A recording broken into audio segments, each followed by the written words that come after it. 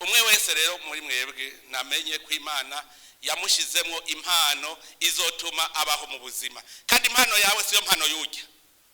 Yirondere rero umugani w'itarenta de ya mbere, genda musome umugani w'itarenta muwiyumvire neza, muca mumenye umwe wese icyo yokora. Nimwaba Imana yabahaye impano muri mwebwe mukayicarika mukayinyegeza, ni nutwo duke wari ufise widogera, izotukwaka iduhe uwemeye gukoresha talenta yiwe. Hagenda babwire mu Giswahili bavuga ngo vunja mifupa bado meno ipo. None mwebwe nimwasaza muzoja kuvuga ngo kera nk'itera nkarisama, mutigeze munarisama.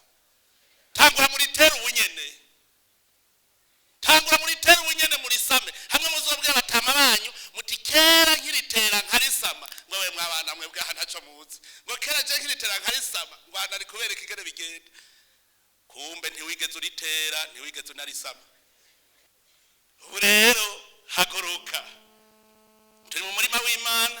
Imana yaduhaye vyose, Imana ntiduhe ngo tuyimanuze.